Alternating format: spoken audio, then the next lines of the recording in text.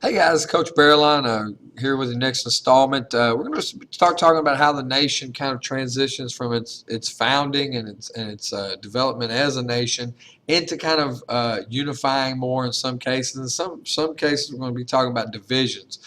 So today we're going to talk about the period, the rise of nationalism, and then the emergence of Jacksonian democracy. We're going to be moving really quickly, so make sure you're paying attention and going along with your notes as closely as possible.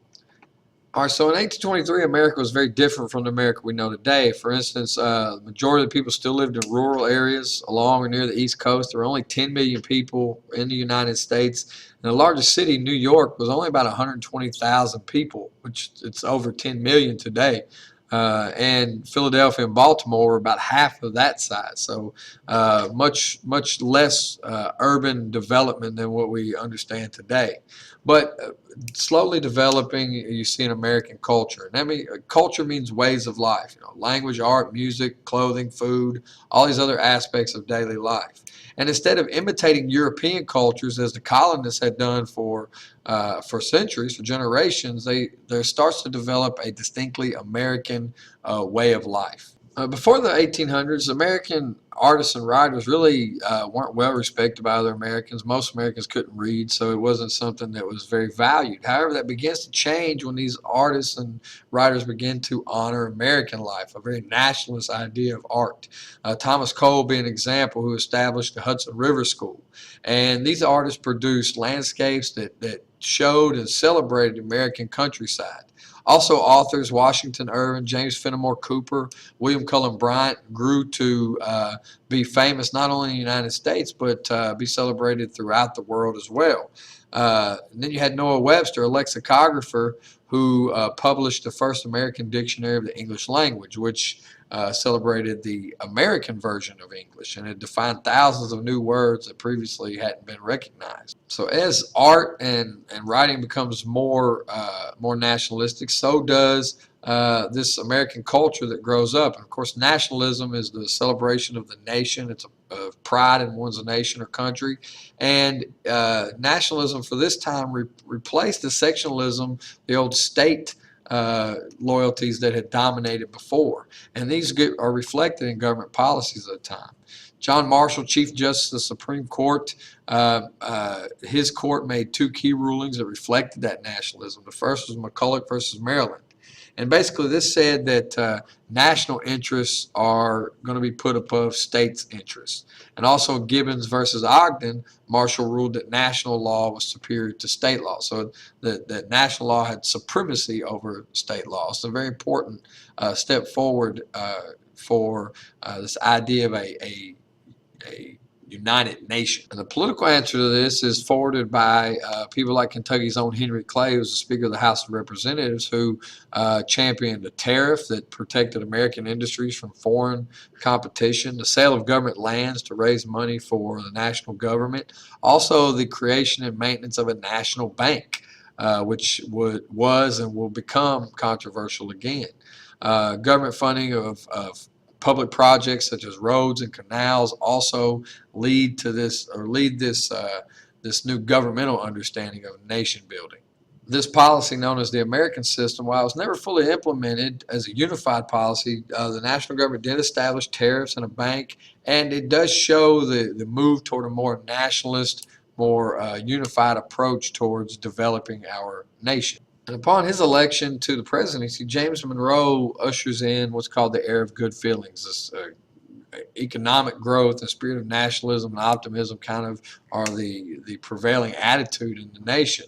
And he's very successful in diplomacy. The Rush-Bagot Treaty, for instance, demilitarized more or less the eastern part of the border between the U.S. and Canada, which was controlled by the British. And he also, in the Convention of 1818, gets the British to agree to draw the western border of Canada and the U.S. at the 49th parallel. So it normalizes relationships between the British and the Americans on the Canadian border. Also, you had the Adams-Onis Treaty, which allowed the United States to acquire Florida and set a firm boundary between the Louisiana Territory and the Spanish territory in the West. So you see this idea of the United States expanding and establishing firm borders along its peripheries. Now you see the United States wanting to expand its control beyond those borders with the Monroe Doctrine. Some Spanish colonies in Central and South America had declared their independence when Spain was fighting Napoleon. And after Napoleon was defeated, Spain and other European powers wanted to retake their former colonies in the Americas. American lawmakers didn't want this to happen, and basically President Monroe and the Secretary of State John Quincy Adams declared a new policy known as the Monroe Doctrine. And it basically declares America's off limits to European colonization. So it establishes that the United States is going to be the major power in those territories. As will remain the case for quite some time, as the slavery issue is still a major problem. In 1819, there's 22 states in the Union. Half of the states were slave states, mostly in the South. Half of the states were free states of the North, where slavery was illegal. So the balance gave them pretty much equal representation in the Senate. So when Missouri was going to be admitted as a slave state, the balance would be upset. So the Missouri Compromise, which was brokered by Henry Clay, basically makes an agreement under which Missouri was admitted to the Union as a slave state and Maine came in as a free state at the same time. It also banned slavery in the northern part of the Louisiana Territory. And this kept the balance between slave and free states and pushed off this idea of civil war for at least a few more years. Now, after Monroe leaves office, you have the dramatic shift in direction of American politics to the Jacksonian era. We're going to talk about President Jackson and how his bold actions kind of define this period, why it's called the Jacksonian era. So Jackson was very popular. He was in the Army during the Revolutionary War. He was a successful lawyer and land speculator in Tennessee and also served in the House of Representatives and the Senate. He gained most fame for his service in the War of 1812, where he gained the nickname Old Hickory because he was so tough. He was given command of military operations in the South, and he led the American forces to the Battle of New Orleans, and he's called nationally the hero of New Orleans. Very famous, very well liked, very popular. So in 1824 he ran for president. He won the popular vote, but not the majority of electoral votes. John Quincy Adams won the House of Representatives vote and became president. So Jackson and his supporters created a new political party that becomes the Democratic Party. And Adams and his supporters became the National Republicans. And many thought that John Quincy Adams was out of touch with the people. Jackson, being a popular war hero, was a man of the people. And in the 1820s, voting restrictions in many states, such as property ownership requirements, were being lifted, allowing more poor people and normal folks to become voters. And this is going to give Jackson a leg up in the next election. In 1828, Jackson runs for president again, easily defeating the unpopular John Quincy Adams, who was just not very good at governing. He wasn't good at negotiating or compromising. He kind of always thought he was the smartest guy in the room. So these new working class Americans give President Jackson a strong base of support, and this becomes known as Jacksonian democracy. Now, when Jackson becomes president, he institutes what's known as the spoils system. He gives his supporters positions in the government. This is something that really is a time-honored tradition now in American politics and kind of begun by Andrew Jackson himself. One of the biggest problems that faced Jackson as president was the fact that the 5 civilized tribes, as many Americans called them, the Cherokee, the Choctaw, the Chickasaw, the Seminole, and the Creek, were occupying land that many white settlers want. Farmland was becoming scarce in the East, and white settlers wanted to move west to be able to open up more lands. So Jackson signed into law the Indian Removal Act, which called for the relocation of the 5 nations to an area in what is now present-day Oklahoma that was then called Indian Territory. So the U.S. Army forced the Choctaw, the Creek, and the Chickasaw west, marching them hundreds of miles. Many died on the long trek from exposure to the elements, malnutrition, as well as disease.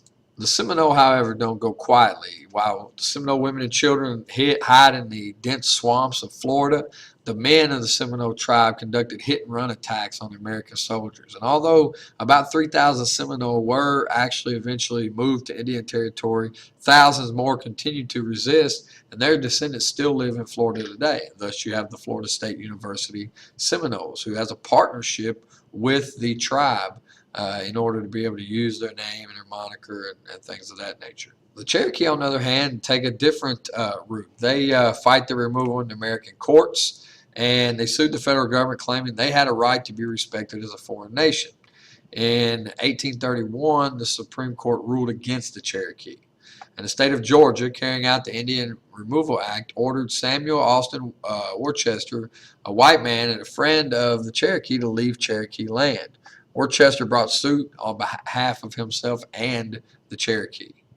So in this case, the Supreme Court ruled against Georgia, denying that it had the right to take Cherokee lands. So government officials tried to get around the court by signing a treaty with some Cherokee leaders who favored relocation. And as a result, the Cherokee were herded by the U.S. Army on a long and deadly march west that, of course, will become known as the Trail of Tears.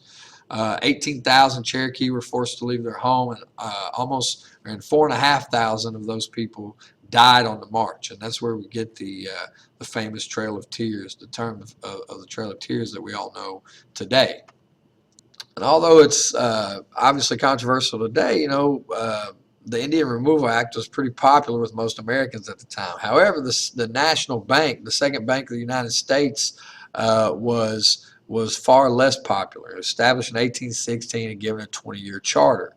Jackson and other opponents thought that the Constitution didn't give the Congress authority to create a bank. So they recognized that state banks were more inclined to make loans to poor farmers in the South and the West, whereas a national bank favored wealthy merchants in the North and the East. So the supporters of Jackson were far more likely to be opposed to the bank.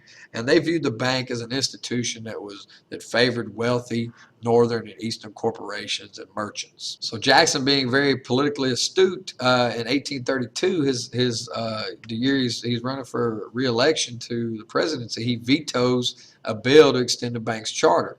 Henry Clay, who was a supporter of the bank, ran against Jackson for president, and the controversy over the bank became a major campaign issue. Jackson, however, wins re-election, defeating Clay in a landslide. And Clay is going to have a lifelong quest to try to become president that ultimately is never going to see fruition. But he's defeated by Jackson in the 1832 election, largely because of people's dislike for the national bank. So after he's reelected, Jackson orders that all the money be taken out of the national bank and distributed amongst different select state banks. And by 1836, the second bank of the United States is really just reduced to another state bank with no more power than those other state banks have. And of course, we continue to see this conflict over what states' rights versus federal rights are. And this shows up in a tariff battle. In 1828, Congress raised the tariff on British manufactured goods. And the tariff was welcomed by northern states because it increased the price of British goods and encouraged people to buy American goods. However, agricultural southern states hated the tax. It forced southerners to buy northern goods instead of the less expensive British goods. And southern cotton growers, who exported most of their crop to Britain, opposed interference with international trade because it hurt them. So the concept that states have the right to reject federal laws, which is called nullification, is raised by John C. Calhoun, who was then vice president. And this becomes a major sticking point between the states and the national government, specifically the southern states and the northern states. So this issue of nullification of states' rights becomes the basis of one of the most famous debates in Senate history in 1830, and leads to the nullification crisis. Congress passed another tariff in 1832, and South Carolina, under the leadership and direction of John C. Calhoun, declares the tariff law null and void and threatens to secede from the Union if the federal government tried to enforce the tariff. Of course, Jackson received the force bill from Congress, but South Carolina declared the force bill null and void. There was a compromise worked out by the great compromiser Henry Clay, where tariffs would be reduced over a period of 10 years, and this is going to lead to issues of nullification of states' rights being raised again. So even though you have a more nationalist idea emerging in the United States, you always already have the seeds of discontent that eventually are going to lead to the Civil War. So we'll talk more about that in the next video. Talk to you guys later.